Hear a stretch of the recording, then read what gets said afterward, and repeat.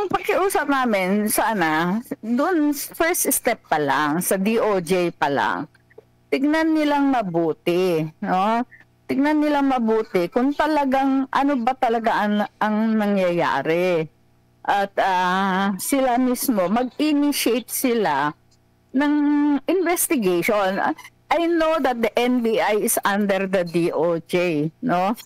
Pero dapat naman, alam naman nila, ang laki-laking, parang it's a big insult to a government na sabihin mo, you are using your citizens to spy on us. Parang, yung napaka-irresponsible na mag-conclude ka sa ganyan dahil lang sa mga equipment na nakita mo. And then, kung ako nga na layman, meron ako nakausap na communications expert at tinanong ko, siya mismo, nagtanong siya sa Shopee at Lazada, mabibili talaga yung mga equipment na yun sa Shopee at sa Lazada.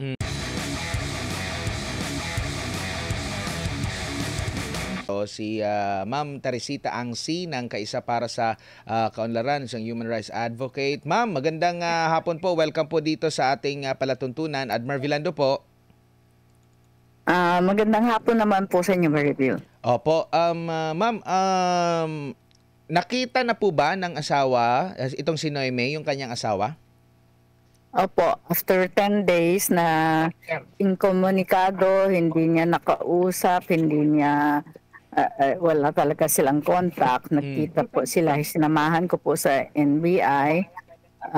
Mabuting palad kasi hindi pala pwedeng dumalaw today, dapat tomorrow. Tomorrow and Saturday.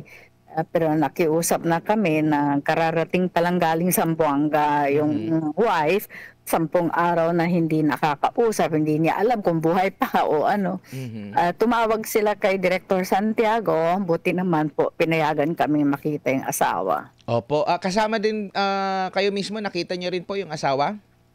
Opo, kasama po. Pinayagan po akong pumasok na makausap ko rin yung asawa para malaman ko rin kung anong kalagayan niya, ano pong tulong ang kailangan niya. Opo, at speaking of anong tulong, anong kalagayan po, maaari niyo po bang may bahagi sa ating mga kababayan yung inyo pong pagpunta doon? At least nagkita po sila at iyakan nga po yung dalawa, pati si Teng Yanqing iyak ng iyak talaga nung nakita yung asawa niya. At sinabi niya, parang it's so unfair yung nangyari sa kanya. Parang sabi niya, kahit 1,000 beses daw na magising siya, hindi niya akalain na hahantong siya sa ganitong klaseng experience na makulong nang wala siyang kasalanan. Opo. Meron na po ba siyang abogado po? Binigyan na po ba siya or kumuha na? Ngayon pa lang namin, kanina pa lang namin nakausap kasi si Attorney Topacio at pumayag po siya na magbigay ng kanyang service pro bono kasi wala namang kakayahan din tong mag-asawa kasi itong lalaki nga contractor lang, parang employee lang, no? Parang OCW nga overseas Chinese worker na solduhan lang at yung wife mayroong maliit na parmasya. Buti na lang nagmagandang loob naman si Attorney Topacio na tanggapin yung kaso kasi matagal na rin kami magkakilala. Opo. At nung napakiusapan, pumayag po siya. Kamusta naman po si yung asawa po, yung Chinese national po, ma'am, kamusta yung physical niya? Kasi 'di ba nung una na tayo nag-uusap din sa SMNI, mayroong mga napabalita na baka tinorture o ano po yung kanyang Opo, yung kasi dumating na may message kasi na pinadala sa akin na galing sa kaibigan na sinasaktan daw gano'n. Ang sabi ni Teng, dito sa detention facility wala siyang problema. Ang naging problema niya nung nandun siya sa NBI, kung hindi magustuhan yung sagot niya, sinasapak siya. Tapos may sugat nga siya, tapos sabi niya talagang yung yung tinathreaten siya, sabi na ano, makipag-cooperate ka sa amin o gusto mo Chinese embassy hingi ka ng tulong sa Chinese embassy, ganon. Kaya yun, sabi niya yung question and answer, sabi niya yung dalawang driver, sabi niya nung kino-question, nakikita niya nagte-take notes, tapos may mga ano, pero nung siya daw wala naman, hindi man lang daw nagte-take notes kung ano yung mga sagot niya. Basta kung hindi magustuhan yung sagot niya, sasapakin siya, gano'n. Opo. Kaya yun, takot na takot siya nung nandoon siya. Pero sabi niya ngayon, medyo calm down na siya at hindi raw niya akalain. Kasi all the while, kala niya, 1-2 araw lang malalaman nila na hindi siya espiya, wala siyang ginagawang masama. At makakawalan na siya. Hindi niya akalain, umabot na ng 10 days today. Opo. At nabanggit nyo nga po, yung Chinese Embassy, nakalapit na ba, nakapunta na ba ang embahada ng China, mga kinatawan dito kay Deng? Ang sabi sa akin nung huling nag-usap kami, they are coordinating with DFA na parang samahan sila or I don't know, i-facilitate yung visit nila, no? Sinabi ko kanina kasi na papunta na kami. Sabi ko kung gusto nyo sumabay na kayo sa amin, kita tayo doon. Sabi niya, hindi kasi umpisahan na yung parang yung coordination nila with DFA, no? Kaya siguro yun ang hinihintay nila para makausap din ito, no? Kami rin inisip na mag-uusap din sila para maplano kung ano yung next move, no? Si Attorney Topacio, ang sabi kasi since bailable naman ito, parang ang mas gusto niya isampa na ng DOJ yung kaso tapos mag-process ng bail, no? Ako man iniisip ko baka mas mabilis kung release for further investigation. Pero siyempre aabot pa rin sa korte yon. Pero at least nasa labas siya while the case is being decided by the judge kung i-dismiss na lang o tatanggapin, at least nasa labas siya, no? Pag-usapan namin ni Attorney Topacio bukas. Opo. Ano po yung isinampang kaso laban dito sa kanya po, ma'am? Yung espionage talaga, yung main na kaso sa kanya, espionage.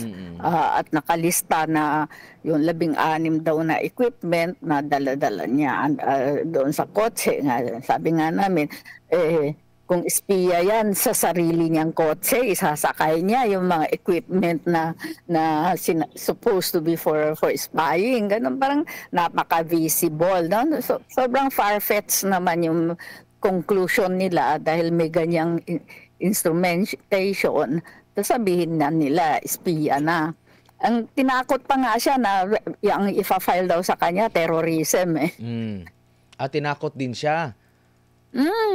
Sabi niya, tinatakot nga daw siya na makipag-cooperate ka sa amin kung hindi terrorism ang ifa-file namin sa iyo. Opo. Ito po bang si Deng ay nakakapagsalita at nakakaintindi ng Tagalog or kung anong mainly Bisaya. Magaling siya mag-Bisaya. Tapos Bisaya, English, and Chinese. No? Tagalog okay din pero mas maano yung Bisaya niya kaysa yung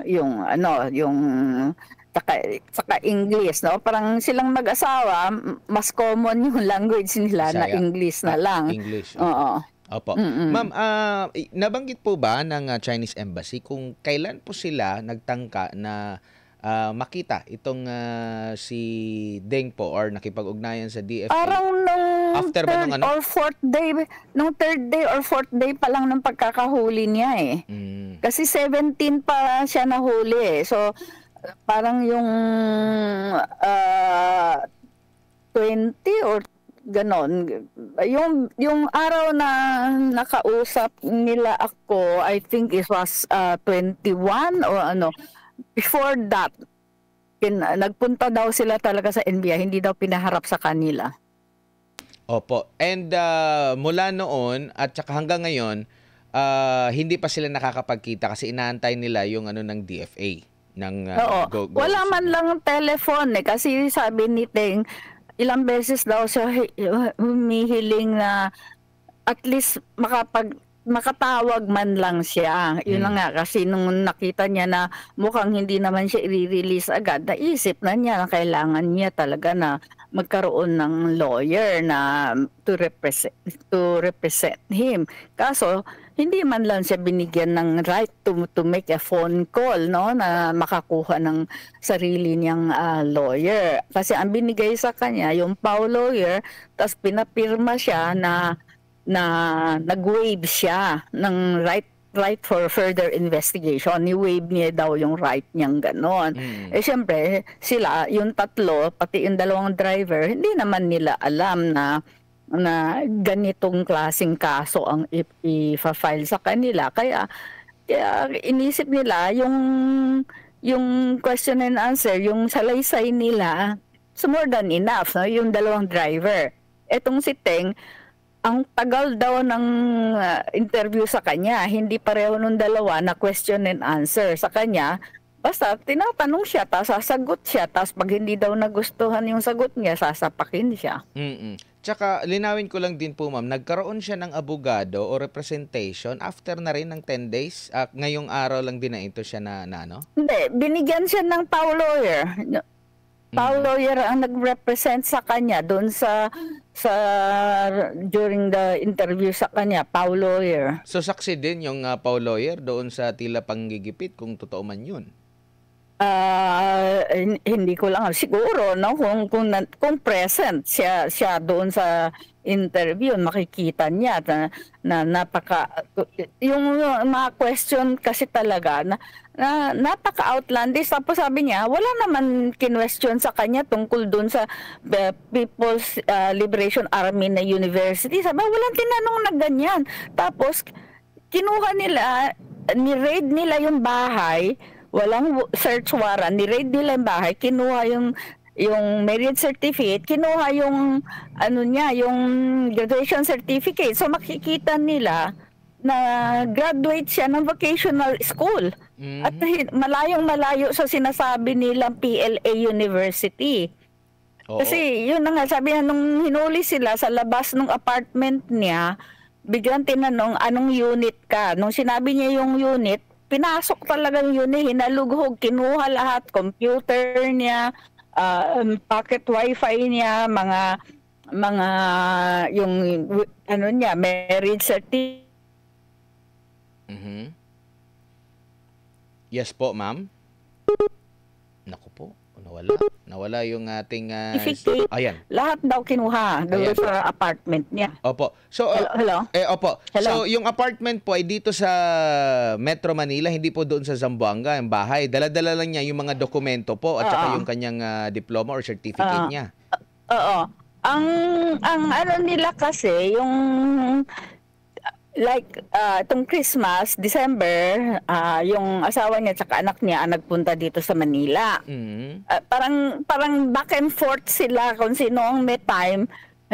Siya yung pupunta ng Manila, tapos siya naman pupunta ng Zamboanga, ganon. Pero lately, since busy siya sa trabaho, hindi masyado. He was looking forward na Chinese New Year next day, hindi daw niya akalain na hindi siya makakauwi ng China nitong Chinese New Year. Opo. Kasi every year kasama niya, anak niya at asawa niya, pumupunta sila ng China para makita yung parents. Mm-mm. And nabanggit niyo po ma'am, hinalughog ng walang search warrant. So isa rin ito sa nakikita din siguro ng abogado na kukwestiyonin. Sana kasi ngayon ko rin lang nalaman yan na hindi lang sa hinuli siya, pinasok yung niya na wala namang pinakitang search warrant, tapos ang daming kinuha doon sa apartment niya, no? Sabi niya hanggang ngayon di na niya alam kung ano pa yung mga nakuha. Pilit niya tinatanong, nabigyan siya ng listahan kung ano yung kinuha sa apartment niya, wala daw binigay. Opo. Pero meron bang pamamaraan na may makakuha ng kung may CCTV ba do'n sa area na matlinaw na ebidensya laban do'n sa otoridad kung totoo po?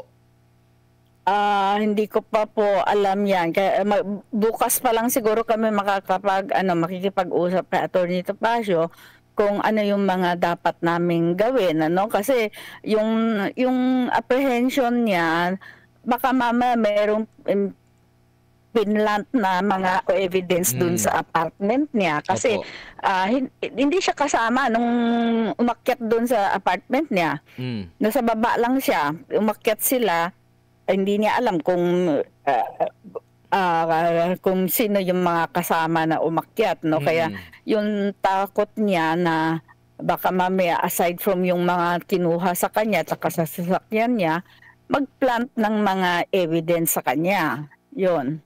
Opo. And, yung kasi, sinabi niyo po nasa NBI facility pa ba siya? Kasi nabanggit mo kanina nasa detention na siya. Saan po ba siya nakaano ngayon? NBI detention facility sa New Bilibid Prison. Sa Muntinlupa. Sa Muntinlupa po, ang layo nga. Nagkaligaw-ligaw kami doon pagpasok sa New Bilibid Prison. Okay. So, nakikita niyo naman na siguro, gagawa namang hakbang siguro dito si Attorney, Topacio. Pero, ano na po yung naging epekto nitong pangyayaring ito po, ma'am, lalo na po sa mga Chinese community, Filipino-Chinese, ma'am? Kasi maski na yung Pilipino na driver, no? Nung nahuli sila, ang conclusion din nila, sinabi sa kanya, alam naman natin na hindi tayo spy, wala tayong ginagawang espiya. Pero sabi niya, dahil sa away ng ating gobyerno, Hmm, pati tayo dinadamay, naghahanap sila ng scapegoat. Gusto nila gawa ng istorya, gumawa ng istorya para lalong paguluhin yung issue.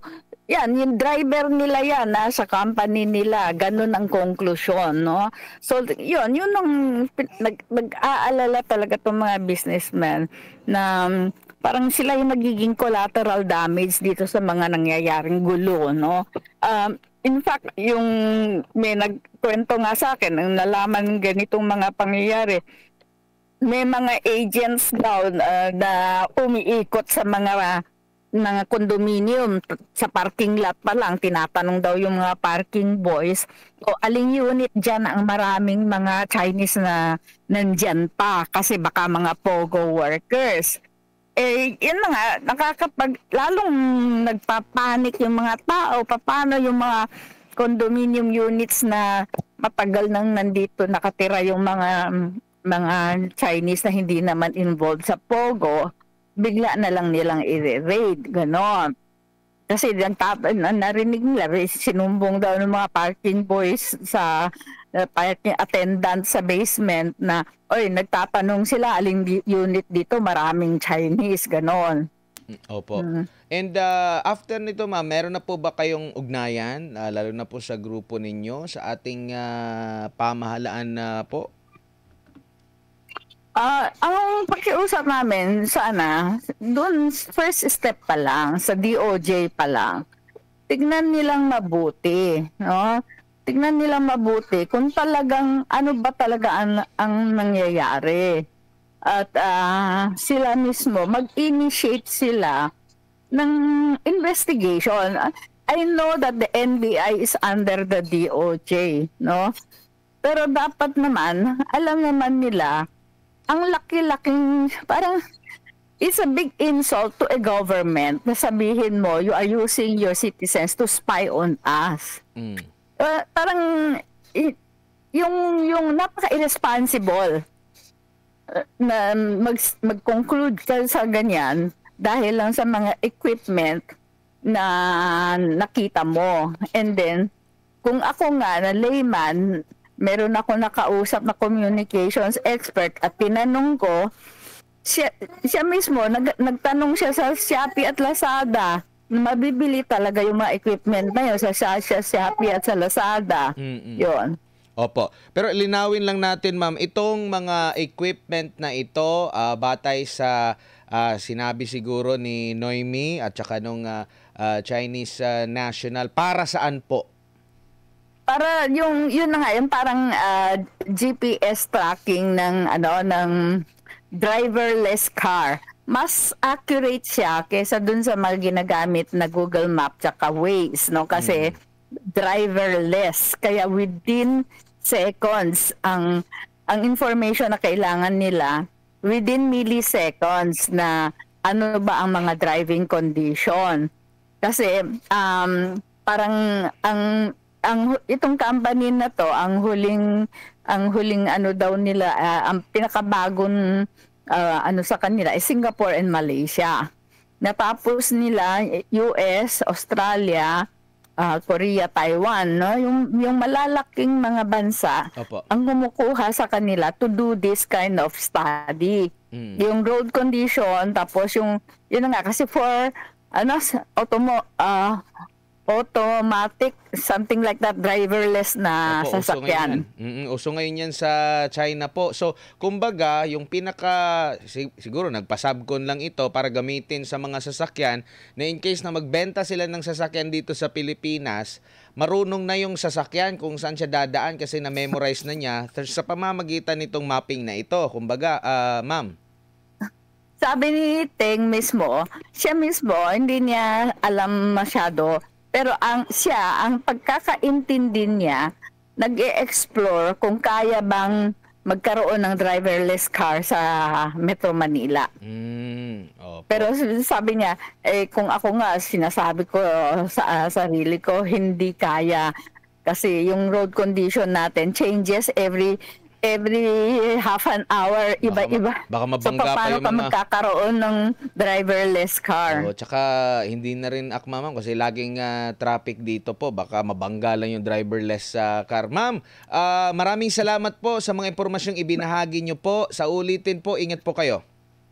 Maraming salamat din po sa inyo. Si Madam Teresita Angsi ng Kaisa para sa Kaunlaran, mga kapartner, dating pinuno po, mga kababayan, human rights advocate po doon sa nakita na sila nung asawa mismo, no, noong hinuli na Chinese national.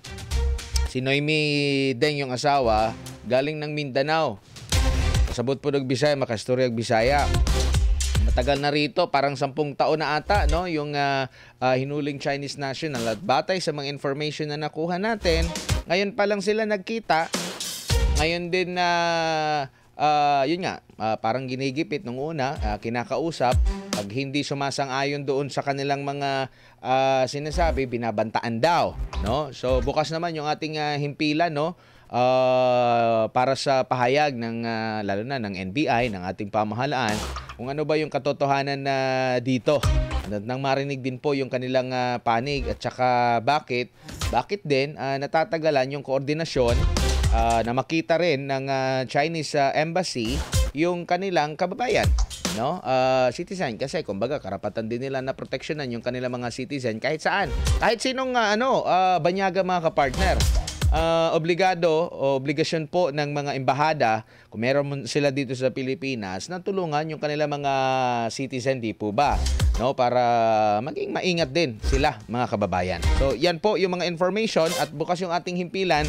If ever man na may gusto pong pahayag, kung may pahayag, at syempre kung magbibigyan ng pahayag ng NBI, ay lalabas din po natin yan dito sa ating himpilan.